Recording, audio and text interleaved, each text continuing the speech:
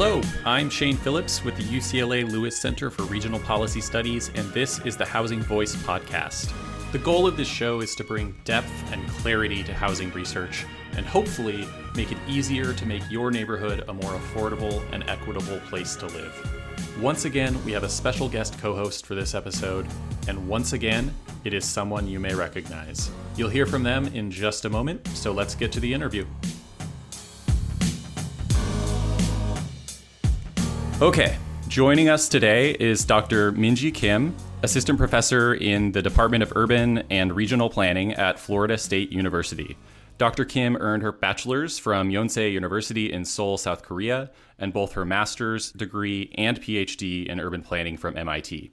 Reading your bio on the Florida State website, you say how you worked as a practicing planner while in Massachusetts and found that planners didn't really have the skills or knowledge, at least in many cases, to steward development projects in ways that supported their planning goals, and that in academia, real estate development is often viewed in opposition to progressive planning goals, and learning how it works isn't really emphasized. So despite how central it is to the way most of our cities are shaped and evolve, it's just kind of overlooked in many cases.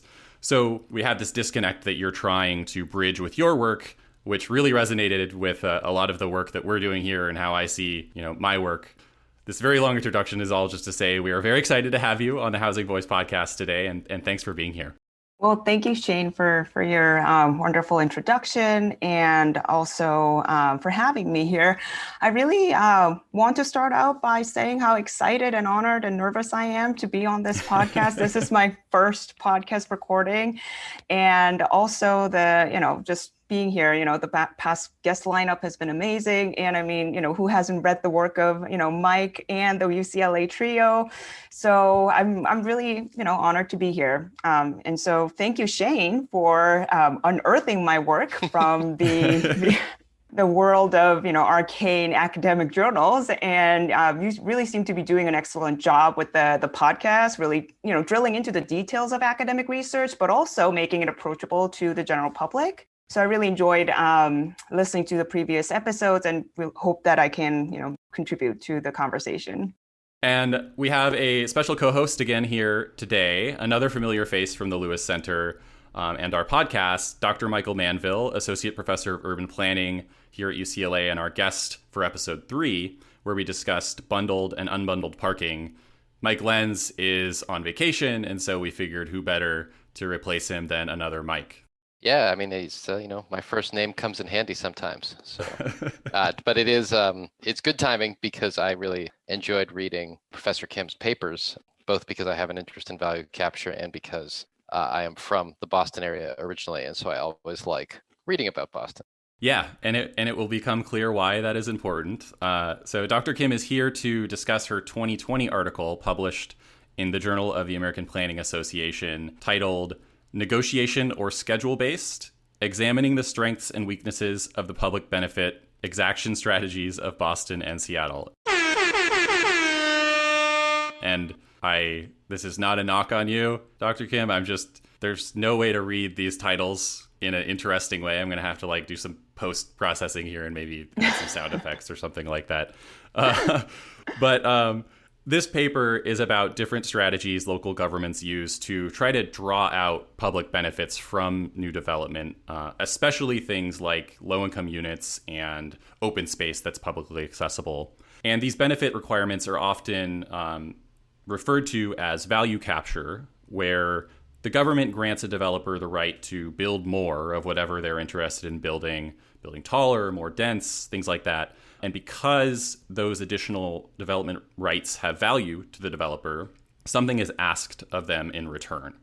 And so I've glossed over a lot of nuance in that summary, and we'll get a lot further into the details momentarily. But first, can you just give us an overview of the two public benefit exaction strategies that you evaluated, which are negotiations and schedule-based exactions? And feel free to correct if I was misleading in anything up to this point. Absolutely. Well, I think I do want to start out by somewhat distinguishing the original idea behind exactions versus the more sort of recent framework. So the original idea behind exaction is to mitigate the negative impacts of new developments, Hmm. mostly being transportational, environmental, and strain on existing city services, right? So that's the idea that governments should be asking for something for mitigation measures to mitigate the negative impacts. However, the idea of public benefit exaction, in present days, have evolved to become more of this bargaining framework that you just described. So we'll definitely be coming back to this distinction, and it is not, by all means, easy to distinguish the two different types in any way. But I think it is an important fact to point out to begin with. And then to jump into the overview of the benefit exaction strategies in Boston and Seattle, as I describe in the paper, Boston's exaction regime is one that can be characterized as almost exclusively and or if not heavily negotiation based. So almost all large scale developments have to go through the Boston's Article 80 process, which the name comes from its zoning code, Article 80 of the zoning code that governs the review framework process. Hmm. And within this Article 80 process, there's this built-in negotiation, opportunity. So for any large-scale project coming into the city to secure approval, the developers essentially have to submit a letter of intent, and then a citizens advisory committee like entity gets organized in Boston, and then the developers have to present the work to the citizens advisory committee, and then sort of hash out the details before it gets presented to the approval body. And also, the most important aspect of Boston's negotiation-based regime is that Boston historically, ever since the 1980s, has kept by right density really low. So for developers to build at any profitable sort of scale, they have to come to the city to go through this, Article 80 process. Hmm. And not all projects are mandated, but to go through the Article 80 process. But if there's any form of zoning relief or change or amendment that needs to be made and in reality, almost all projects are like that, they have to go through this Article 80 process with the built-in negotiation framework. And Mike, I believe you have a phrase for that. I I tend to call this pretextual zoning, right? Which is the idea, as Minjee is really succinctly put it. It's you have a law that's its real purpose is to make the developer come to you, sort of, and offer something, because nobody, whatever the height limit is now, whether it's 40 feet then or 50 feet before, but the main point is that nobody in Boston's planning office really thinks a development is going to be carried out at some excessively low density, or someone's going to propose a 20-foot tall building, in Copley Square. The law is there because there's an understanding that the developers will do something to get out of it. Hmm. And so it's a pretext. Yeah. How about Seattle? How does their planning regime compare? Right. So Seattle came really as a surprise when, as I started looking into and got to know more of Boston's regime, right? So Seattle, I was trying to see what other cities were doing in terms of their entitlement review process, and then was looking at different major cities, basically Seattle, Chicago, New York, San Francisco were some of the major ones that I did look at. Hmm. And Seattle really stood out as an outlier in terms of how formulaic it was in its public benefit exaction. So I think the basic idea is perhaps the same, that you get additional density if you provide public benefit. But in Seattle, that ratio of a benefit versus additional density is always clearly laid out in the zoning code. So, Hmm. for example, in downtown Seattle, if you, for every square feet of open space that you provide, you get 5 additional square feet for your downtown office space. So that really characterized Seattle's approach, that it is based on formula, and that it really is all about certainty and clarity in the process. So basically, what you should give to get what you want. Yeah. And Mike mentioned he's from Boston or the Boston area. I'm actually from Seattle, for the Seattle area, and I lived in Seattle proper for a while before coming to Los Angeles. So we're both familiar with these case study cities. And beyond, I think the fact that their approval processes are so different from one another, the cities in many other respects are very similar in terms of population size, the vacancy rates, the trajectory that their rents had been on, even demographically to some extent. So there's a lot of similarities there as well. So we have these two cities that are very similar in many respects, one of which is very discretionary in its approval process, negotiation based. The other of which is more formulaic, as you said, where if you meet the requirements on paper, then you're pretty much good to go with your project. One thing that we would predict from that is that the less discretionary approval process, like the one in Seattle, would produce more housing. And that is what you find. Seattle approved, I think it was around 20 to 30% more units than Boston from 2009 to 2018. And a much larger share of those projects were under 100,000 square feet and valued under $50 million.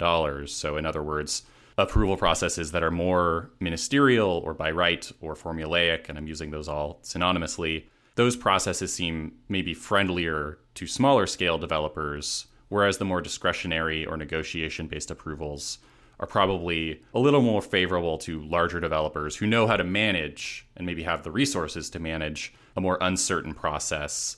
They might have more established relationships with elected officials, public staff, their lenders, and so forth. Is that a reasonable characterization of what you found? Mm-hmm. Right. I think, yes, to an extent, for sure. So I think the key really here is uncertainty. Mm-hmm. So uncertainty of the approvals process is much higher in Boston, as we'll probably get into the details later in this podcast. But the fact that developers have little control over how long it will take to secure approval, that in and of itself, and whether or not they will secure approval, right?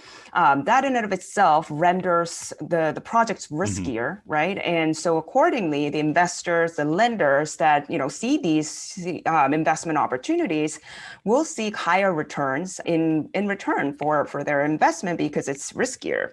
Also, investors and lenders might want to work only with developers with this, established track record of getting the projects through, right? And so I think one of the outcome of that uncertain process is that developers who are, as you've described, less politically connected, inexperienced, and have little, access to capital, might be at a disadvantage and likely are at a disadvantage in a negotiation-heavy regime like Boston. On the other hand, though, I do want to emphasize that I don't want to really diminish the history of Boston's development regime. The restrictive, tightly controlled regime existed since the 1980s, as we've discussed earlier. And ever since then, Boston's developers have come to learn, right, that they have to be in good terms with the city to get the projects to go through, right? And they have to, be on good terms with the mayor, especially because it's so mayor-centric. And so, with that, decades-long history, 50 years of history of being in such an uncertain and negotiation-based regime, I think it's contributing to the fact that it's become, less friendly to smaller scale developers. But what the part of the goal of the paper is also to sort of add nuance to this, perception that negotiation-based regime does not always have to be like that, and which is what Boston is in fact doing to improve their negotiation-based regime. And also, in Boston, you see less diversity in terms of architects, consultants, and developers who are in the business of building. So I think it's a factor of multiple forces that are at play. I think, I just want to highlight what you just said because I think it's a really important point that sometimes gets overlooked when we talk about development, which is that once you have a system like Boston's, which does involve a lot of back and forth and uncertainty, and in many respects, where we are in Los Angeles, parts of it look like that here too. I mean, one of the results you get is, as you put it, that a developer has to be more than someone who can deliver a physical structure, and they have to be someone who can deliver a permission through the system, and that really does select for a very different kind of person. Like you can't just have someone or an institution that was good at building housing anymore. You have to have someone who knows how, as you put it, to stay on good terms with the mayor. And I think, what's happened as a result of that is that in this effort to get some concessions from developers, whether they're exactions or value capture, in exchange for housing, we've also created an impression that a lot of people find distasteful, which is that the developers are just very closely tied in with the government. And it has this whiff of cronyism. And sometimes, of course, it really turns into corruption. That happened out here in LA this past year. And so I think they are, and I would be interested in your thoughts on this, because when you said it, it sort of triggered this thought process in my mind. I mean, they really are sort of really tied up in each other. If we have a system where we want the developers to really be on good terms with the powerful people, we're also courting a suspicion among the average person that, like, oh, these guys are just cronies and they're kind of tied up with each other. Mm-hmm. Right, right. No, there's absolutely no, denying the fact that negotiation-based discretionary regime leaves room for potential misuse and, at worst case scenario, abuse of that discretionary power, right? And I mean, I suppose that that's true with any discretionary power that's given to a decision-making body. I agree. And right. And so the public trust in the planning process and the development control clearly takes a hit because of that, the perception, whether or not the corruption is real or perceived, right? And as you seem to hint at it, and both you and Shane, there's a lot less actual corruption that goes on behind the doors than what it is, especially in my opinion, in today's world where everything from personal emails to social media accounts are all under public scrutiny. It's a lot more difficult for that type of corruption, the one that we're thinking, to happen. But in terms of the public trust and the perception, there's no way of denying that. And the yearning for certainty, uniformity. I mean, that's what gave rise to the zoning in its first place. So that will not go away, especially given the vested interest of the property owners. People want to see what my neighborhood's going to look like in the future, right? So I think that's the negotiation-based regime clearly, starts off at a disadvantaged point when it comes to public trust in the planning and development process. I do think that the more you bring the negotiation part to the public and to use that process as a forum for hashing out the details of the negotiation, I'm thinking more along the lines of community benefit negotiations that can happen in a way that that is not seen as backroom wheeling and dealing, right? I think the more light the negotiation process gets, the less actual and perceived corruption issue that you'll have, and which is what, in my view, Boston is really trying to do, is to put that negotiation to the forefront of the public review arena. Yeah, here in Los Angeles, and I think this is true of many places, it's essentially up to the council member to negotiate these things, and usually the other council members who represent different districts where the development is not occurring, they just kind of go along with whatever the one who actually represents that area agrees to. And as you say, that's we've had 2 FBI investigated, one's already been sent to prison or jail or whatever in the last year, and another is probably headed there soon out of 15 council members. So these things can get to that level, and having it so controlled within, especially just a single office where it's really just a single elected official, can result in that. And so I want to move on to what we talked about so far, the total production of buildings and the kind of skew toward larger buildings in the more discretionary process. That's sort of what we would expect based on most theories about how this stuff works. The other prediction would be that negotiations would yield more public benefits, but probably slower approvals, whereas the schedule-based exactions would produce fewer benefits, but faster approvals. And that's not actually exactly what you found. And so can you just tell us what the results were in terms of public benefits like affordable units and open space for Boston and Seattle, and how long it took to receive the approvals in each case? Right. To state it in one sentence, right, in the interest of time, Boston did extract much greater extent and magnitude and types breadth of public benefits than Seattle. Just illustratively, in Boston, 431 affordable units and $15 million were extracted just in 2016's large-scale projects. Seattle, on the other hand, 32 affordable units and then 35.4 million.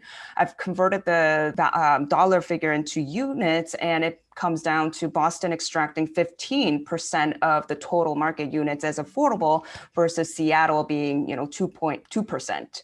So that's a huge difference. Yeah. And then also in Boston, more than 1/3 of the projects have pledged to provide substantial open space for the surrounding community, for the city. In Seattle, about 1/5 of the project did so, but when you look at the details of what these open spaces will look like, it's clear that Boston's open spaces are going to be much more significant, actual park spaces, playground, dog park, versus Seattle's would be more through block, connections and, publicly accessible courtyards and et cetera. And then Boston also extracted additional miscellaneous public amenities, which sometimes are direct monetary contributions to community organizations and nonprofits, but also at other times, contribution to existing open spaces, contribution to, transportation improvements, versus Seattle, that, additional benefit was also really, small. So I think overall, it is fair to characterize that Boston extracted much greater, magnitude and breadth of benefits than Seattle based on the 2016 data. In terms of the review time, as you suggested, it was surprising that the median time for Boston was much shorter than Seattle. In Boston, it was 7 months with the median review time. In Seattle, it was 1 year and 3 months. And we'll get into why this is the case in Seattle. But what's important to point out is that in Boston, the variation is pretty huge, right? If a project sails through the review process, one project in 2016 was approved under 60 days versus another project that was also approved in 2016 took 5.5 years to get through the line. Which goes to your point about uncertainty. Yeah. Uncertainty, right, exactly. And then in Seattle, the projects on average, took, the longest it took was 3 years and 4 months, still really long, but, it's less than Boston. And then the shortest was still more than 8 months. So that variation is there's a huge difference. Yeah. Let's dig into both aspects of that, the public benefits and approval speed, just a little further. In the paper, you mentioned something called the average cost problem, which was something I am not sure I'd heard the actual phrase before because I am not well read, but I was familiar with the concept generally and how this average cost problem is perceived as a shortcoming to schedule-based exactions compared to negotiated exactions. Can you just explain that term and give us a little background on why negotiations are expected to yield more public benefits for a given project? Absolutely. And, I do not blame you for not knowing the term, because this was the first time that I've come across someone actually coining that concept too, as I was writing the paper. So the idea of average cost problem is that it's simply that it's difficult to, arrive at a perfect average cost when the circumstances are so uncertain. So let me just explain that through example. So real estate development ventures are, by nature, inherently highly sensitive to market conditions, as we all know.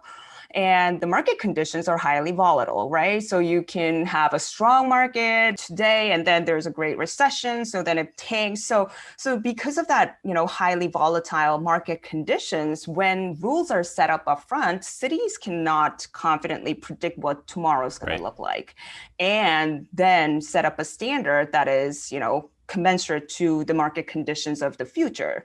So because of that future uncertainty, cities are essentially forced to put in a place to basically arrive at an exaction standard that is, much lower than what it can be under, the optimal conditions. Let's say that which is more sort of conforming to the negotiation-based regime, that you're negotiating the project's economics, almost real time, so that you can take into consideration strong market conditions and can ask for, greater extent of public benefit under that stronger market conditions. And so if cities, on the other hand, are creating rules based on current strong market conditions, they're inevitably going to run into oppositions from the development industry, from the landowners, saying that, oh, you're looking, you're using the assumptions that are too rosy because, today it might look good, but tomorrow it might not. And so it's generally, as a political backdrop, I think it's generally really hard to establish schedules that are highly demanding, and which kind of is a long-winded way of explaining the average cost problem. And also, I think the other main piece is that cities and local governments, is what I mean by cities, is that they are generally highly, highly risk averse in terms of lawsuits. So when planners and planning departments begins to engage in, exactions schedules, they are essentially going to be advised by the city's attorney's office to, sort of downward project the future conditions and thus how much they can extract.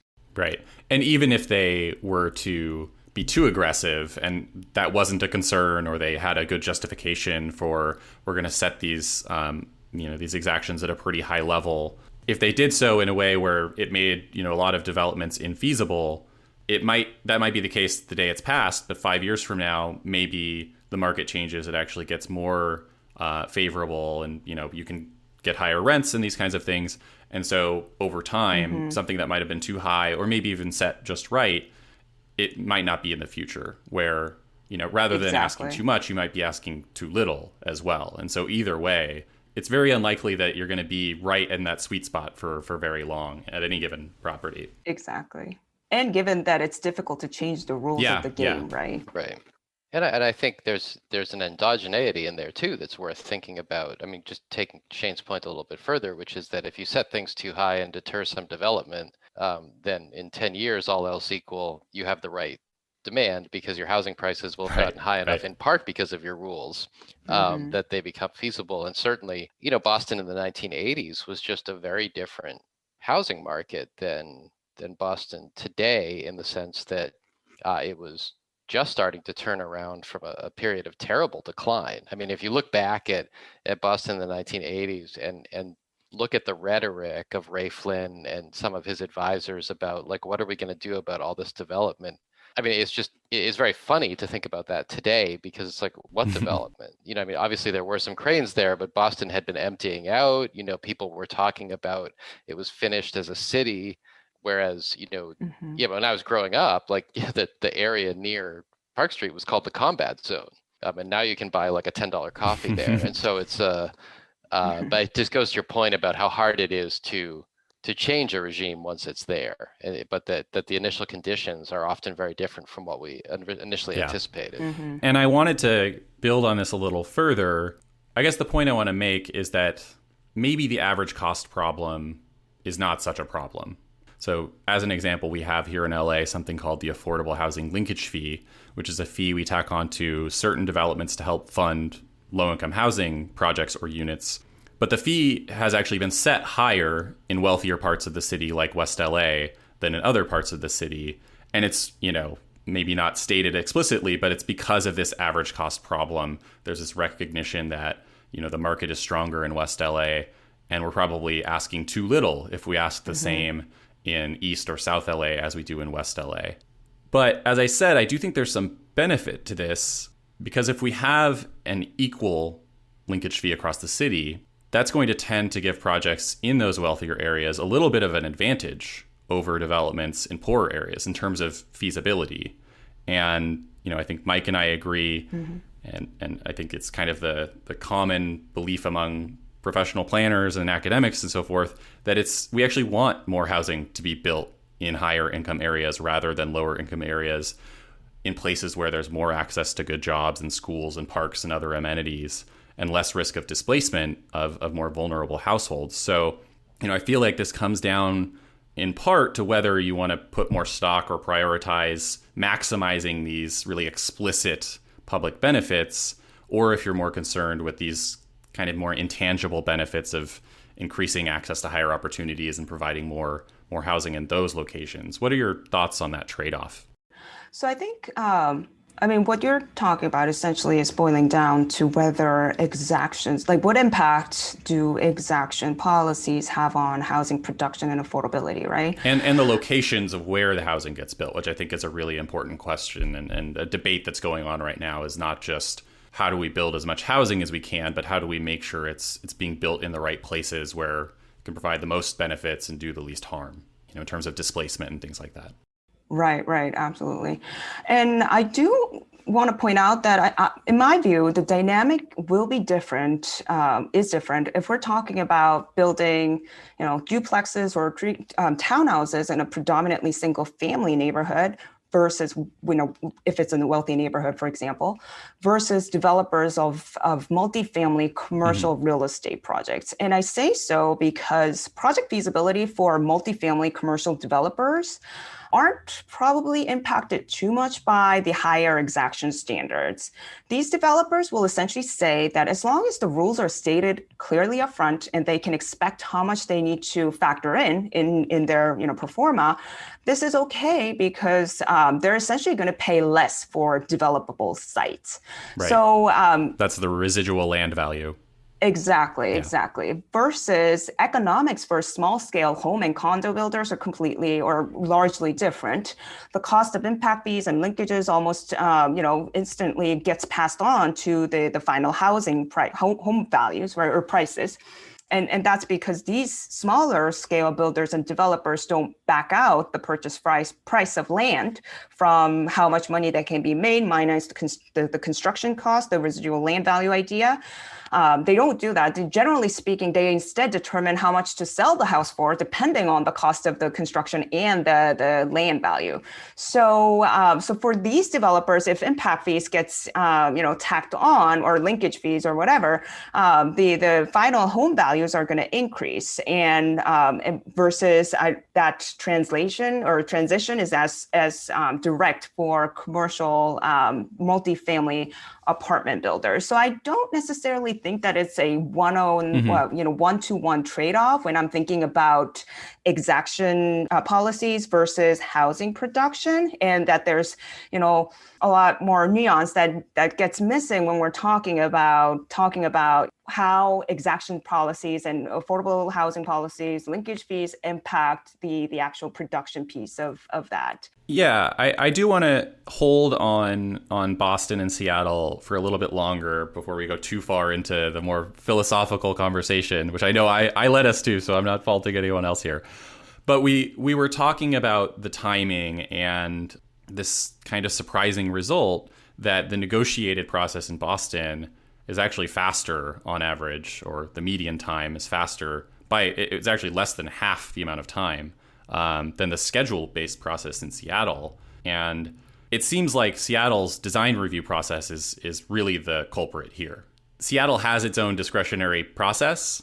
It's just not for the exactions. So can you give us a little bit of that background and just this interesting result that came about here? Absolutely. So Seattle has a highly discretionary design review process, as you alluded to, and that definitely has been the bottleneck for its entitlement process. And so City essentially has 8 standing design review boards that are made up of volunteering citizens, which represent different professional backgrounds, like architects, landscape architects, builders, etc. And so each design review board has 5 members, and these boards meet twice a month, which is quite taxing for a volunteering group of citizens, right? But because they only meet twice a month, that there's only so much that they can review per month, and the entitlement process, the discretionary design review process, is a 2-step process. So there's this early design guidance meeting that reviews the overall massing and general sort of scale of the building and how the building's going to, the volume's going to look like. And this early design guide process alone could take multiple rounds. Mm-hmm. So if you think about, meeting twice a month and then going through multiple rounds of early design guidance, and then another round of detailed design review that, talks about materials, front access and, sidewalk sort of appearance. And that could also take multiple rounds, technically. So then if you add up that process, it's a lot to be adding to the entitlement timeline. And I do want to add that the process it's changing the design potentially, but it's I guess there's a question of, is that the thing that people care most about? We're spending all of this time on, making these tweaks to the design. Maybe they're big, maybe they're small.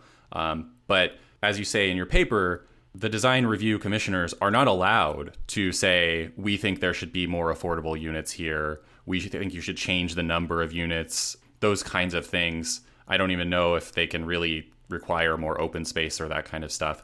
So it's a lot of time spent on, it's not, I don't want to imply that the design doesn't matter, but I'm not sure it's what most people would consider like the highest priority. And for it to be this thing that is maybe adding 6 or 12 months to a project's timeline, it seems like a poor use of resources maybe. Right. I think that's a really valid critique. And you're right that the content of the design review meetings are strictly design, focused, that you're not supposed to negotiate in any aspect the overall density or the height or, public benefit, for that matter. It's about the design details and the massing. And so I think your critique is really valid in the sense that Seattle is spending, a whole amount of time on these design review. I do want to point out that the developers that I've spoken to in Seattle don't really have too much complaints about the design review process, because they know that although it's going to take long, that they know that it's not a matter of, will I get approval or not? It's just, will my building look like A or will my building look like B? So I can add in that, several extra months as long as I can predict what the final outcome is going to look like. So although it's adding to the entitlement process, I don't think it's, necessarily being viewed as, detrimental to Seattle's entitlement process in general. It doesn't have that like project killer potential, at least. Right. Yeah. So you're essentially, as we discussed, negotiate or fine-tuning the design details, you're not debating the merit of the project itself. So, and I do want to, I do think that the buildings, the final outcomes do look really nice in the design sense, that they are very context sensitive, and in terms of massing, its detail. So I do think very highly of the process itself, but it is true that it's a lot of time spent on design. Yeah, I will give Seattle credit. Having been from there and going back occasionally, buildings tend to look a lot nicer than what we're building here in LA, unfortunately. Or in Boston. Although what's funny is that LA does in some neighborhoods have design review. And so it is an interesting kind of efficiency question. I think in some places design review becomes unlike in Seattle, a backdoor way to try and take some units off or things like that. And it's good that Seattle doesn't do that. But it would be an interesting, almost purely academic question to try and determine if in these places it really does get you better design. It seems like in Seattle it really works, but you could just imagine talking to people and saying like, what if we designed a building by committee at the very end of a project? And you see people sort of shudder a little bit, especially for something that really is, not just to Shane's point, maybe not the most important aspect of the building, but also, truly in the eye of the beholder. And architects have very strange ideas of like what makes a beautiful building. I feel like if architects universally love something, there's a very good chance that regular people are not going to be big fans, because it's going to be very high concept, and we don't have to go too far down that road. I will say a good paper I read a while back with a great title is called Design Review Reviewed, and in that paper, this is from, I think, a few decades ago, but they did find that people who were surveyed about buildings that went through design review did not find them to be more attractive or pleasing or whatever. But I will say that the scope was pretty limited. These were more like single family homes and kind of relatively minor revisions, as opposed to, the design of an entire 7-story or 40-story building, which I think there probably is more of a role for some kind of, I don't know how you do an objective design review. Well, you probably can't, and this is the last I'll say about it because I know we want to move on. But it is there is a role for something like it, I think, if only because as planning became more technocratic, one thing that did get lost, I think, was an emphasis on how the city ultimately looked. That when planning was purely, did you hit this numerical benchmark and that numerical benchmark? Oftentimes what got spit out was just almost everybody agreed it was unattractive. But unfortunately, I think a lot of the parameters that determine that aren't things that are subject to design review. I mean, I have my particular bugaboo, which is parking requirements, which I think, dramatically change the aesthetics of almost any project, and have made Los Angeles, huge swaths of it, very ugly. But unfortunately, a design review committee can't say you don't have parking requirements. And so they, in some respects, the people charged with design review are also working with such tight parameters that their real ability sometimes to make a building better looking is limited.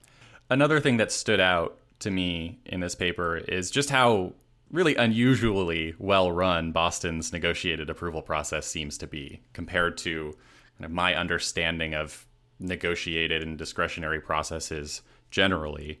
The city has in-house real estate experts, and they sometimes even bring in external consultants to work on the negotiations. And based on the approval timelines, it seems like they bring them in pretty early and don't really let that hold things up too much.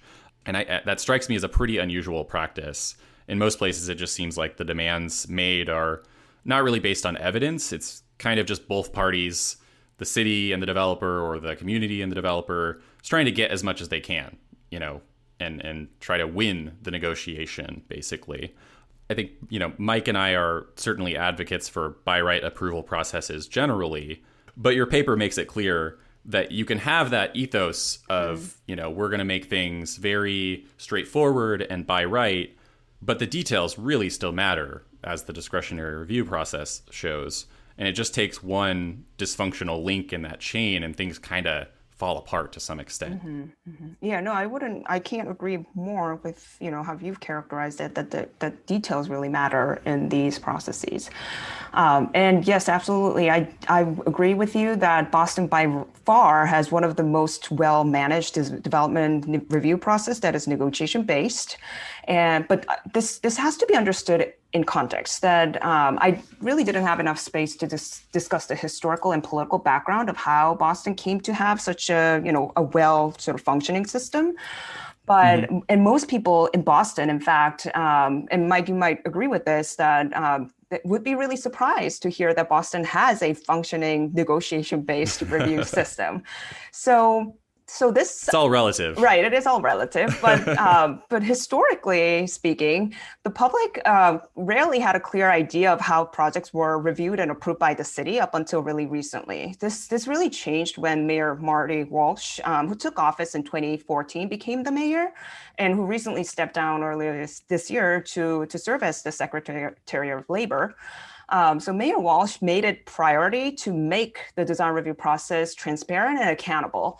And so as I was working with the Boston Planning and Development Agency, the agency was really trying to reinvent itself as an entity that, that is mainly based on negotiation-based regime, but trying to make it as transparent and accountable and certain to the extent that it can be made. So this experience from Boston, I think, suggests that you can certainly have a negotiation-based regime that is highly secretive, backroom wheeling and dealing, or you can also have a pretty well-functioning and professionally managed system. So it really all depends on how the process is designed, managed, and implemented. And again, going back to the point about devil is really in the details with these development reviews. And Seattle, on the other hand, I wouldn't call it dysfunctional per se, but it does dispel the myth that schedule-based regime is inherently going to be faster than a negotiation-based one. So I think it's sort of shows the best and worst worlds of both types. Yeah, and I'm not sure that these cities are the best example of this, but I'm thinking about how a lot of the outcomes we see, they're not really a product of specific policies and processes, at least not at the root. It's really, how does the city and its leadership feel about development, and the policies will kind of flow from that. And so if you have a city that's just not very friendly toward development, maybe they've got by right approvals, but they're going to find other ways to put up barriers. And likewise, if you're pretty friendly toward development, you think like we need to build more housing or office space or whatever, and you have a negotiated exaction process, you can still find ways to make that work if that's in your interest to do so. Right. And I'm not saying anything new. This is something that, Mike, I don't know if this is actually your work or if it's Pavo and Mike Lenz or if it's all of you guys, but this is something you guys have talked about quite a bit. Yes, we have. I don't know which one of us came up with it, but we all say it. We've merged into a single. Yes. I would just say along this, because it was one of the more striking things about the paper to me as well was the extent to which Boston had really kind of professionalized this negotiation. And I hope you can't hear it, but my dog is chiming in as well. I think she was also a fan.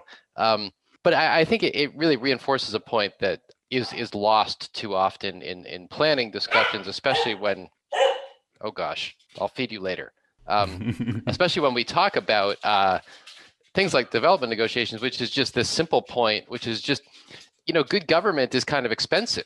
If you can argue about whether you want to have a discretionary regime or not, but if you do, you should invest the money. The taxpayers should be willing to invest some money to make sure it's really good, that you have professionals and so forth. And so the contrast that struck me when I read that part of the paper was with Los Angeles, where discretion is really seen as a way to push the costs of a lot of public services onto developers, and where it's, relative to Boston, very understaffed, and it is just kind of like city council members kind of deciding what they want. And I think, you could have, again, reasonable people can disagree about how much discretion we want to have in the development approval process, but whatever that amount is, just this thing that we've lost in this era of austerity is this idea that, well, you should pay people to be good professional civil servants who do a really good job at it, and you'll get better outcomes. And I think there's a political atmosphere in too many of our cities that we want to do it on the cheap, and then still we're disappointed when it doesn't come out the way we want.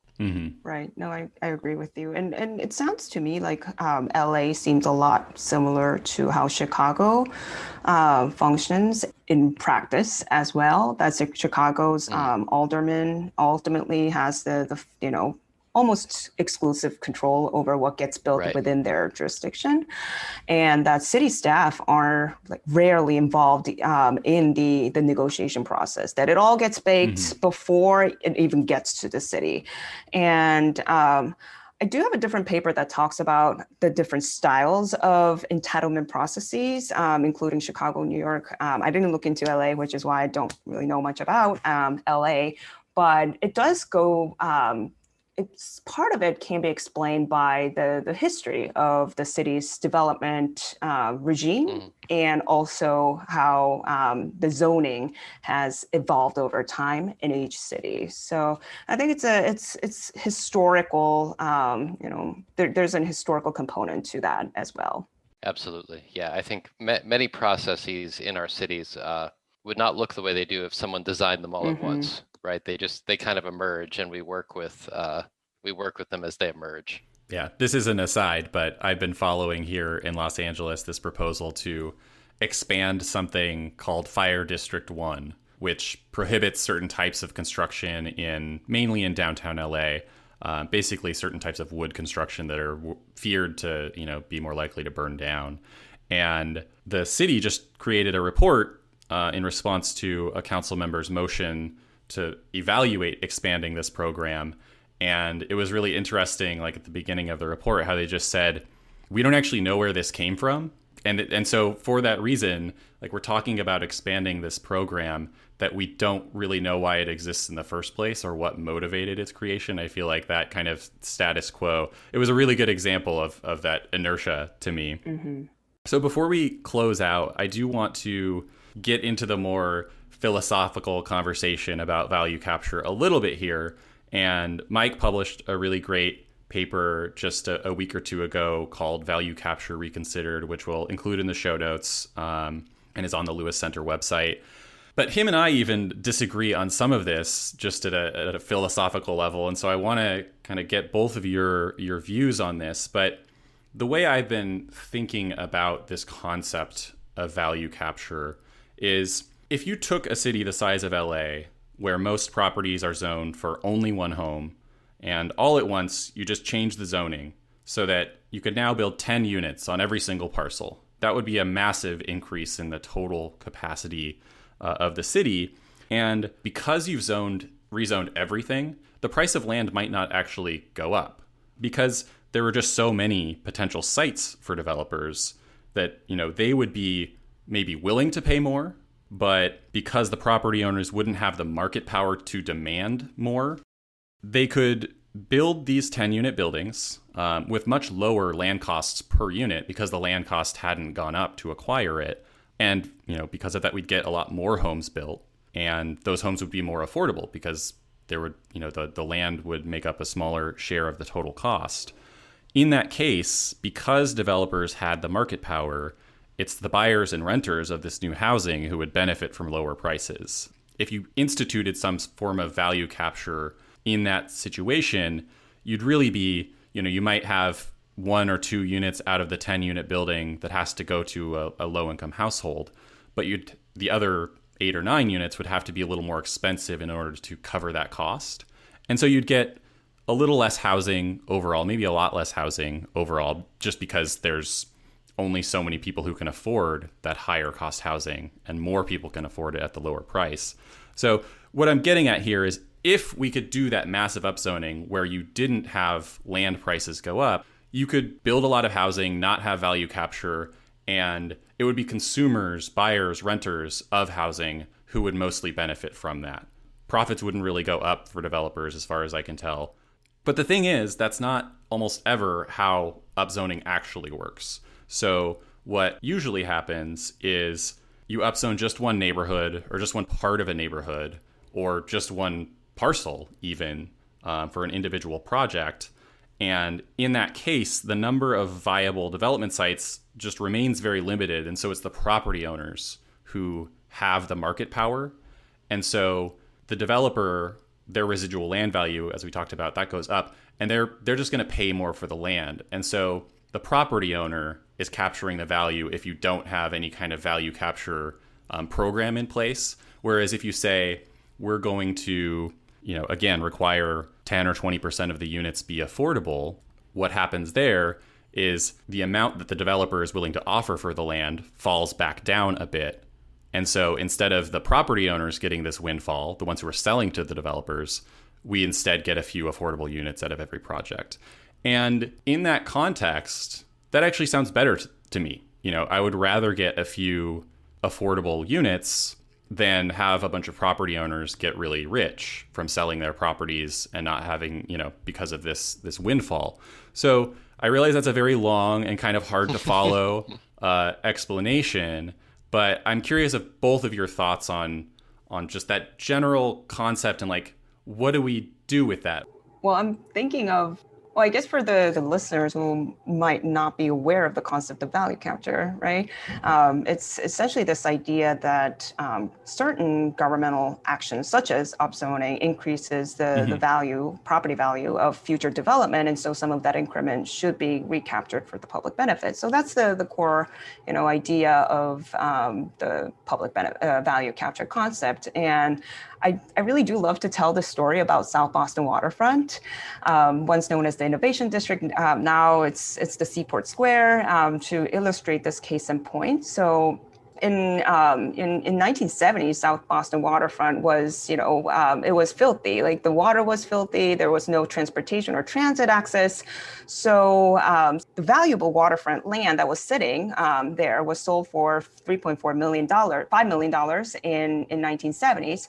But then a series of public investments took place. The Big Dig, or the Central Artery Tunnel Project, which was a $14 billion public investment, which put the interstate right through South Boston waterfront and then connecting it to downtown Boston and then Logan Airport.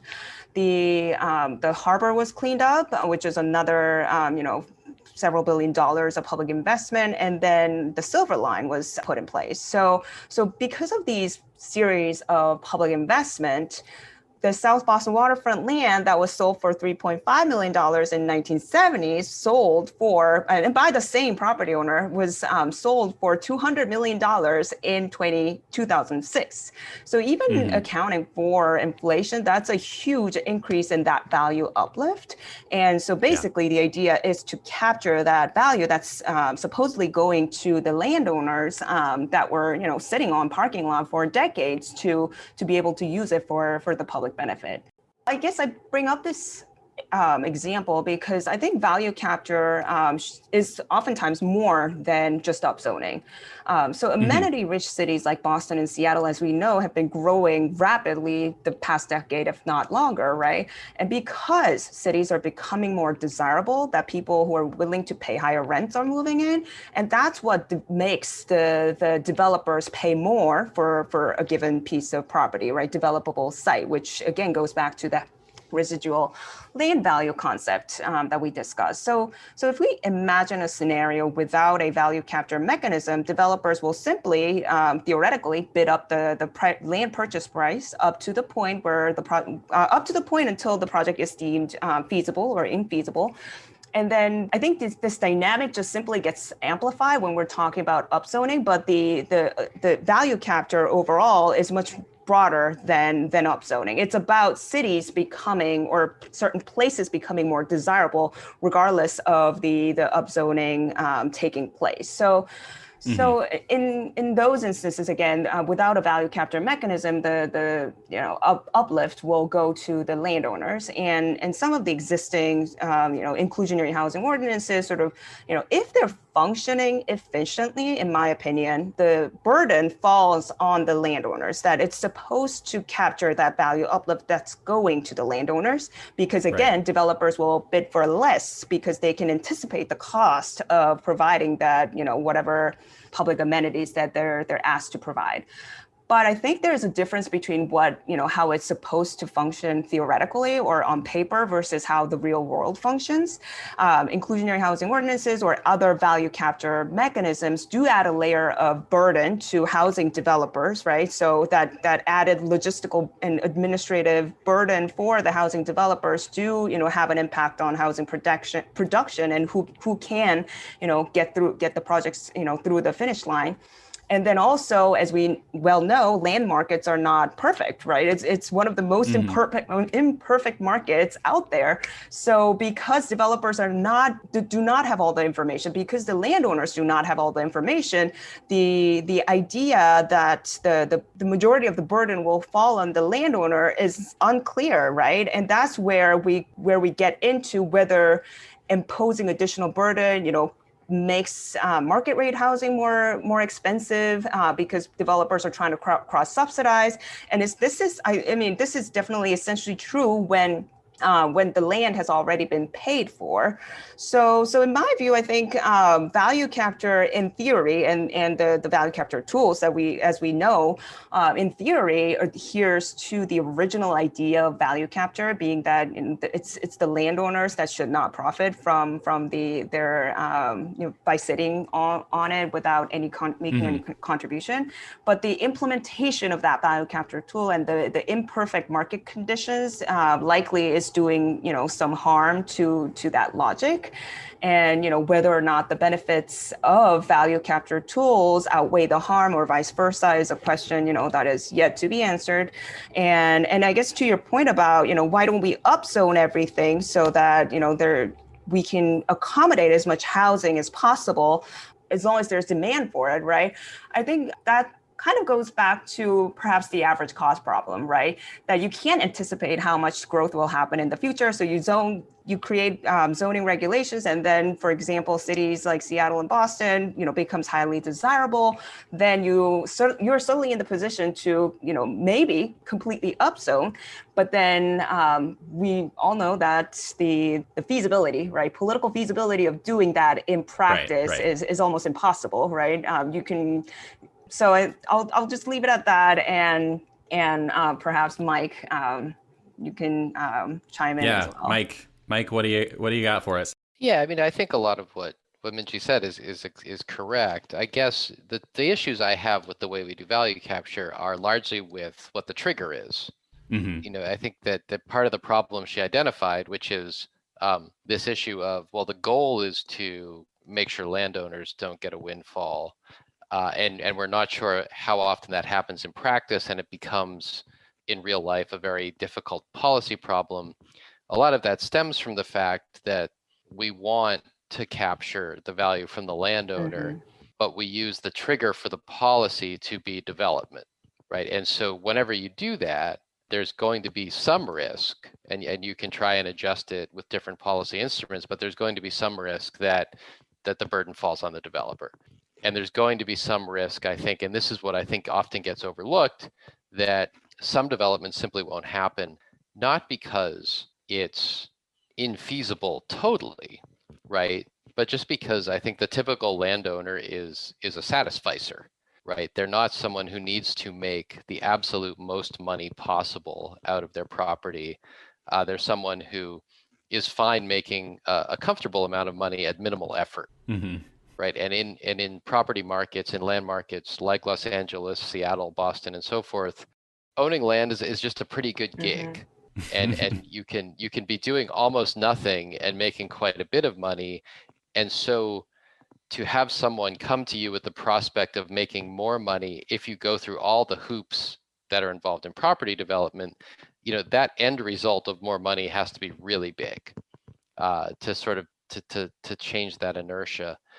And so that's, as Shane knows very well, I'm very attached to the probably politically very difficult, if not impossible, original version of value capture, which is just we tax the land value and let the chips fall where they may. And I think in addition to the reason I just stated for that, the other reason, or one of the other reasons I really favor that, is because there is value that comes with upzoning. And it's appropriate as policymakers and planners for us to be aware with that. But there's also just a lot of value that comes from not upzoning, right? And in that, in most of our big expensive cities, is the much more common situation, right? And so like the South Boston waterfront, grew tremendously in value as a result of public investment and so forth, and the economy growing. My parents' house like quintupled in value. And they did sort of fix up the interior. They did a good job, but that's not why that happened. And it's because their suburban town really didn't build much housing for like 40 years. And so I think my fundamental hesitation with the way we approach value capture is that the not upzoning and the not building is probably in the aggregate responsible for a lot more value uplift in a supply constrained city, and is also more socially harmful. And so there's a certain narrative about development that arises when we make a point of trying to capture value from people who are building housing and not from people who aren't, which reinforces what I think, to go all the way back to what Minjee said, or what Shane quoted Minjee saying in her bio, which is this sort of view of development that planners have that sort of colors it with suspicion, even though in many of our cities, whether you like developers or not, we do need what they produce, which is housing. And so one of my concerns is just that it reinforces this idea that housing and more housing is a source of our problems, and that for that reason the people who produce it owe us something, and it's fine to say that, as long as we also recognize that the people who own land and don't build housing should owe us something as well. Right. I mean, it's. I've read your policy brief before joining this podcast, and I think it's a very valid sort of critique and challenge to conventional ways of thinking value capture. And I completely agree with your sort of point that it's problematic to attach value capture tools, and the trigger is that development component that you're essentially Right. because again, the market is not perfect, and that landowners are not, they operate the way that they do. That value capture oftentimes puts burden on the developers or the final end users, because it's triggered when developments do happen. So we're essentially, penalizing development to happen to some extent, although that might not be the original intent. So I think it's absolutely a valid and correct critique of existing value capture practice. And I also think that, you've said how value of upzoning, there's tremendous value, but there's, tremendous value of not upzoning. And yes, I think that goes back to Shane's point about, if we can just upzone everything, there's not going to be value attached to upzoning, right? There's not, yeah, right. So there's not more, there's no more value uplift that will go to the landowners if, everywhere else is developable. It's because certain parts of the city, certain, parcels can be upzoned and can be developed is contributing to the outcome. That value is being created by the upzoning. So in an ideal world, right, if we can have a zoning sort of regime that fluctuates and sort of responds flexibly to the changing market conditions and demand, we wouldn't necessarily have, project by project, value capture, rationale even, right? It can't be done, right? But because we have a restricted and regulated land market and development sort of regime, and that this zoning cannot change and correspond to the changing market conditions, the volatility aspect, that we are essentially creating this value capture tool. Yeah, I think that's I think one way to think about it is that in the Boston area, in the Los Angeles area, in the New York area, we've again, not by design, by political influence and happenstance and so forth, there's a very small share of land that we sort of implicitly expect to do a tremendous amount of work, right? It's going to supply new housing, it's going to supply collective benefits, it's going to sort of by function of that allow a large other portion of land to just sort of remain the way it is, and it's just too much pressure on that land, right? That it's the planning system, in order to get all those outcomes, some of which are contradictory, out of this tiny share of our land, ties itself in knots and leaves. And it's a process that I think understandably many people then find disappointing and disillusioning and maybe corrupt, depending on how they look at it.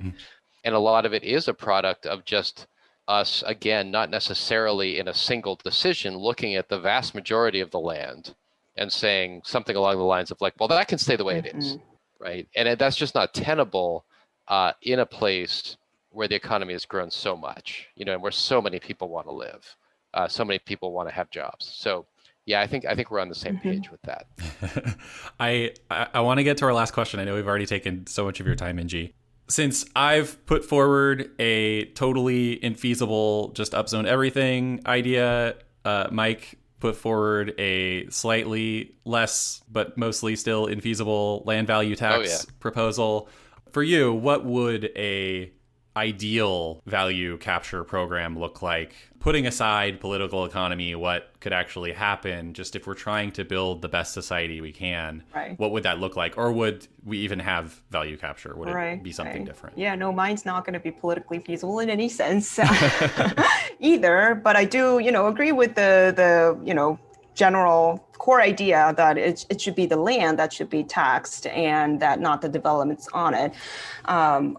But because of the difficulty in estimating the land value and et cetera, I think the most simple way to capture that value uplift is to tax on capital gains on land, which of course is politically almost, because real estate is seen as an investment, right? So when I talk about value capture, right, and an investment for regular people, right, and therefore it should be protected from the kinds of taxes that we apply to developers and businesses and so forth. When I talk about value capture at conferences or workshops, I definitely get questions. Oh, so I have a property that I bought for my retirement investment, and you're saying that I can't benefit from my investment? Like I can't have that. And that's a valid critique when you're thinking about it at the individual level, but at a societal level, I think the most simplistic and clear way to capture the value uplift is whenever, to basically tax on the capital gains when land transactions happen. Yes, very true. Which right now, for a single person, I think you have $250,000 of profit is exempted from taxes, and if you're a couple, it's $500,000, right? So we're exempting a lot of profit from taxes in our current system. Yeah, and honestly, in many parts of the country, you just exempt all of it. Yeah.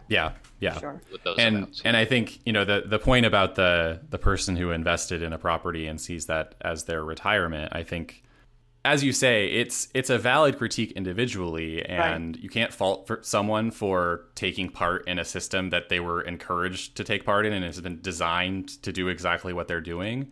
But on the other hand, like if you zoom out, it's just not possible for us to keep going down this road where 50 years ago, in inflation adjusted terms, a home might have been $50,000 or $100,000. And then for the next generation, it's twice that price adjusted for inflation. And then for the generation after that, it's even more expensive. At a certain point, that has to fall apart. And that's kind of the trajectory that we're on. Thank you so much, Minjee, for joining us. This was I think we somehow managed to cover everything we wanted to. I know, that was a lot. And I wish we had more time. And I really, again, want to thank you for inviting me, for digging out my work. You write these pieces hoping that someone would pick up and, would make some sort of impact, in terms of real policy making. So I'm really thrilled to have taken part in this podcast.